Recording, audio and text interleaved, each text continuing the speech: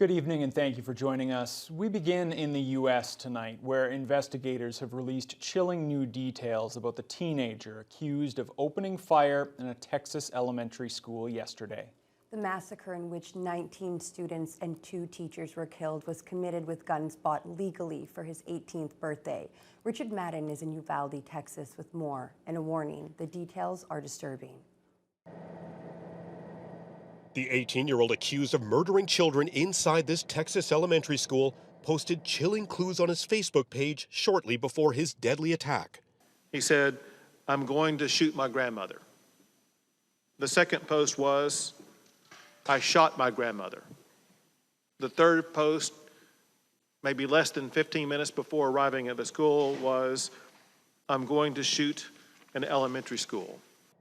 Investigators say the shooter crashed his grandmother's truck near Robb Elementary, then confronted an officer. No shots were exchanged. The teen then stormed inside the school.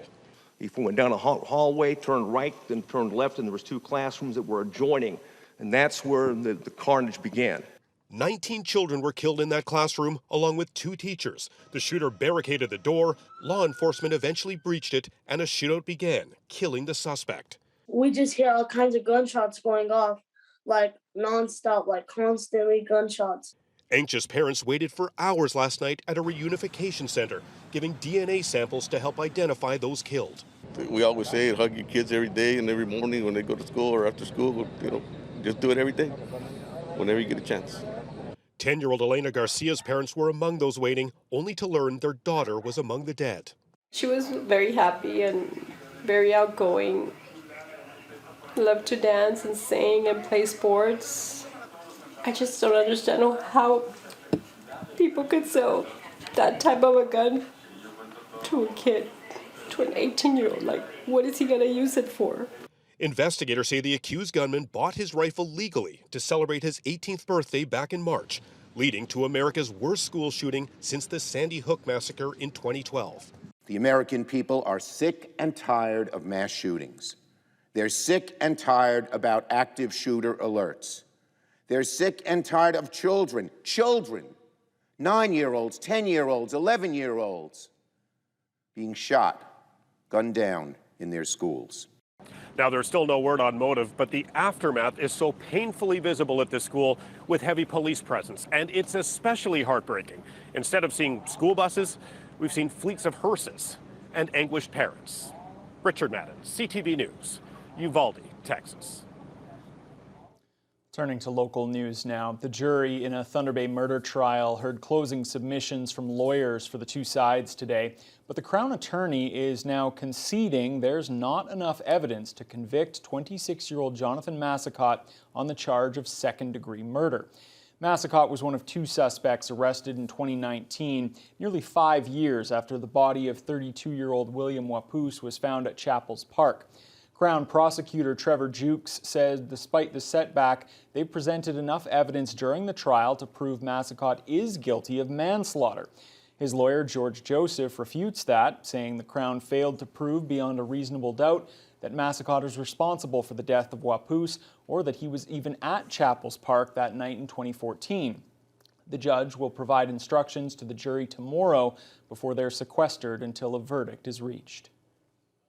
A hearing panel will make a decision soon regarding the punishment for a Thunder Bay Justice of the Peace who was found to have committed judicial misconduct by intervening in her son's court case involving Traffic Act charges.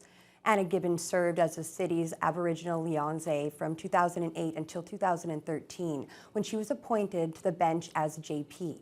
In February, the panel found Gibbon failed to respect the ethical boundaries of her position when she called the prosecutor to discuss her son's case and asked the Regional Senior Justice of the Peace to have the charge against her son withdrawn or stayed. The panel said Gibbon undermined public confidence in the justice system. The potential penalties range from a warning or suspension to removal from the bench. At this week's hearing, Gibbons' lawyer argued she should be given a chance to learn from her mistakes. The 3-person panel is mulling over options regarding a punishment. One of the panel judges has said a decision will be released as quickly as possible.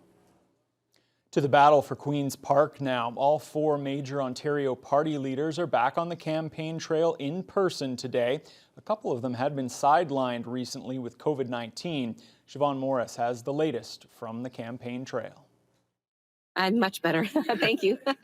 After 6 days campaigning in isolation, Andrea Horvath sat with young people to talk mental health supports. It's a very, very steep price tag right now. New Democrats are proposing to cover therapy and counseling through OHIP. It provides some ability for those workplace-based plans to no longer have to cover those things off. A savings, Horvath says, for employees and employers. In North York, Stephen Del Duca bashed the PC leader, accusing Doug Ford of turning his back on small businesses during the pandemic. When he's had a choice to continue to stand with small business owners, he has repeatedly chosen to side instead with giant retailers, big box retailers, giant corporations, all of his buddies who are some of his biggest political donors. They can actually see how all this works. In Brampton for a second day, Ford is highlighting an endorsement by some HVAC and refrigeration workers. They know that we're going to make sure that they have jobs for the future, many jobs for the future. We're putting money into the trades. We're putting tens of millions of dollars into the training facilities. It is so wonderful. Masked but back on the road after COVID-19, the Green Party leader is in Huntsville trying to steal a seat long held by the PCs. We're seeing encouraging signs in terms of the number of Green supporters who have already voted in advance polls. We're also seeing very exciting, encouraging signs in our poll numbers. And in the number of Green volunteers.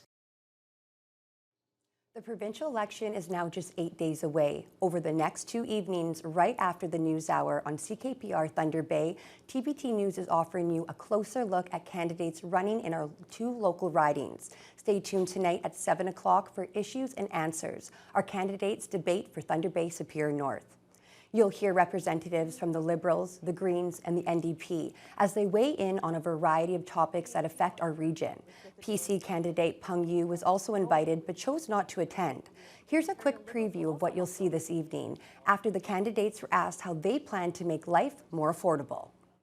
The Green Party will, for people like me living on ODSP on low income, will immediately double the ODSP rates and or implement guaranteed livable or basic income. First of all, we will regulate the price of gas. No party has ever had the courage to take on the oil companies and do this. We have the legal ability to do it through the Ontario Energy Act, and we will do that. Ontario Liberals have a balanced, progressive, and fully costed plan to help families with the rising costs. We'll pay for this initiative with fair taxes for corporations with over $1 billion in profits and individuals with taxable income with $500,000. Stay tuned to CKPR Thunder Bay after the news hour for our full hour-long debate with candidates in the Thunder Bay Superior North riding. That will be followed by our Thunder Bay Atikokan debate tomorrow.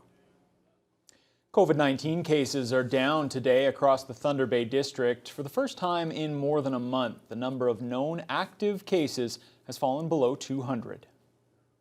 The Thunder Bay District Health Unit is reporting 19 new COVID cases over the last 24 hours, and the number of known active cases has fallen to 182. That's the first time since April 20th that the number has dropped below 200, and it's the lowest it's been since April 11th. There's one more COVID-19 patient in hospital at the Regional Health Sciences Centre than there was on Tuesday. That number now stands at 32, with 2 of those patients in the ICU. The hospital's occupancy rate is nearly 106%, while intensive care is almost 82% full. Over in the Northwestern Health Unit, there are now 117 active cases. 95 of those come from First Nations reserves in the Sioux Lookout area. The NWHU's 7-day test positivity rate sits at 11.3%. The Regional Coroner's Office has announced an inquest will take place in Thunder Bay next month regarding a workplace-related death. 36-year-old Gabriel McKay died in hospital in November of 2017, more than 1 year after he was injured on a construction site and went into a coma. The inquest begins June 13th and will take place over 2 days at the Ontario Government Building on Red River Road. The jury is expected to hear from about 4 witnesses about the circumstances surrounding McKay's death. The Thunder Bay Airport is down to one runway for the next 5 months as upgrades are underway on almost every facet of the main runway and supporting infrastructure. Mitchell Ringos was at the construction zone today to find out just how much this will affect passengers. The $20 million project, which is being split between Transport Canada and the airport, is the first major capital funding the airport has been eligible to receive. The initial stages of construction started on May 6th, and drivers on Highway 61 may have noticed the big X lit up to remind pilots the main runway is closed. Manager of Airport Services Ryan Brading says they are upgrading almost every facet of that runway and surrounding infrastructure. The asphalt is being milled and paved, 150 millimeter depth. We're reducing the width of the runway from 200 feet to 150 feet, so 60 meters to 45 meters. The big benefit is that we'll be upgrading the level of service, the standard, to the new edition. It's a new standard from Transport Canada. So we'll be fully compliant with the 5th edition TP312 standard. Some additional work being done will include full runway edge lighting replacement, airfield signage, replacement of cables and conduit under the runway, as well as a new sub-drain system. With construction underway on runway 0725, a plane landing right now here on runway 1230. That's where they're allocated to land until construction is completed. We only have the one remaining runway, 1230. It's a non-instrument level of service runway. So that means that in really foggy or low-hanging cloud-covered days, we may actually not be able to allow aircraft to land on that runway. Brading says the main runway will reopen to full length for a total of 7 days during construction to accommodate special charter flights like the Viking Cruise Line coming to Thunder Bay this summer, but does have a timeline they hope to reopen. Well, the plan is to reopen the runway with all of the new infrastructure on September 25th. Notwithstanding any delays that we might experience due to weather or unforeseeable things throughout the course of construction, we're hoping to reopen it before the beginning of October. Brading says in addition to the runway work, they will be installing a runway end safety area on the end of all 4 thresholds called a recess, which is now imposed by Transport Canada and will close runway 12 in October. Mitchell Ringos, TBT News. A spat of new programs and partnerships were the focus of Confederation College's 2022 report to the community. The report was delivered this morning at a President's Breakfast event, the first to be held by the college since the onset of the pandemic. Lee Noonan has more. Good morning, everyone. Bonjour, bonjour. The annual report outlines progress made by Confederation College towards the goals set out in its 2020 to 2025 strategic plan. College President Kathleen Lynch says she is most excited about a new community rehabilitation worker program, a partnership with Lakehead University, St. Joseph's Care Group, and Indigenous Services Canada. As it's so badly needed, I'd see firsthand when I worked at St. Joseph's Care Group, people discharged back to remote communities and get no help with their rehabilitative care. This way, people will be able to get the care that they need. Several of the college's Indigenous programs and partnerships were featured in the presentation, particularly one program aimed at getting more Indigenous women and youth into STEM fields. And of course, I'm very proud of our Embark STEM program that really is taking learning about science and engineering and math to a different level by building an actual birch bark canoe. Indeed, Indigenous learning is one of the 4 pillars of the college's strategic plan.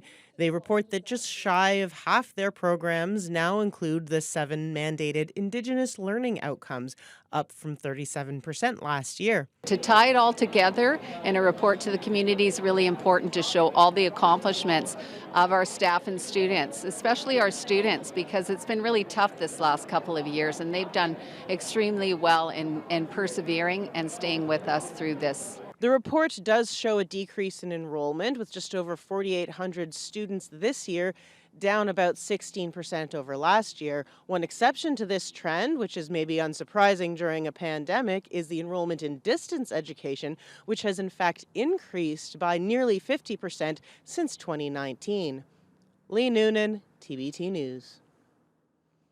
Thunder Bay City Councillor Cody Fraser will not seek a second term in the upcoming municipal election. Fraser has served as the Niebing Ward representative for the past 4 years and is currently the youngest sitting member on council. Fraser points to the launch of the Parkdale Secondary Access Plan as one of his proudest moments on council. The local lawyer says he's still planning to stay involved in the community after the municipal election, though he's not sure in what capacity. Fraser says the decision to step down was based on the amount of time he's able to commit to the role at this point in his life. Being a legal professional, it's not a 9-to-5 job. It's quite onerous. So when duty calls for council, you can't skirt those duties. Essentially, it's about the pace of life. And I'm getting married this summer. I'm going to be starting a family shortly thereafter. As for the possibility of running for council again in the future, Fraser says this decision is more of a see you later rather than a goodbye. Thunder Bay's Park and Open Spaces Division held an open house at the Mount Dale boat launch this afternoon. Community members had the chance to discuss possible improvements to the area and explain what they believe would be best for local boaters. Vasilios Bellos reports. Dozens of community members attended this open house, all with their own ideas and concerns surrounding the Mount Dale boat launch. City officials were there to answer questions and present the findings of a recent online survey about proposed improvements. City Parks planner Werner Schwarz says many common concerns were seen in both feedback sessions. It ultimately comes down to usability, turning radius of boat and trailer is probably a big one, and then also maximizing the parking, given the other constraints, and possibly where that parking is. The current concept plan for the space proposes increased vegetation, an accessible dock, a viewing platform, and more. With so many public recommendations on top of this, it will be difficult for the city to appeal to everyone. There's no question that we have a limited size site. We have lots of competing interests, and quite honestly, there's not enough room for everything to happen here, right? With a solid turnout to the information session at the boat launch, many users of the area were happy to voice what changes they believe would most benefit the community. Their drawing shows is absolutely no dock going into the water adjacent to the landing, which creates a hazard. Anybody trying to load senior citizens or young children. Well, the parking lot could use some improvement. It gets a little mucky when it rains or in the springtime. Well, I've seen vehicles get stuck in here. The city will now take the information acquired from the Get Involved survey and the information session here at Mount Dale Boat Launch to determine how to best utilize the limited space for local boaters and fishermen. Vasilios Bellos, TBT News.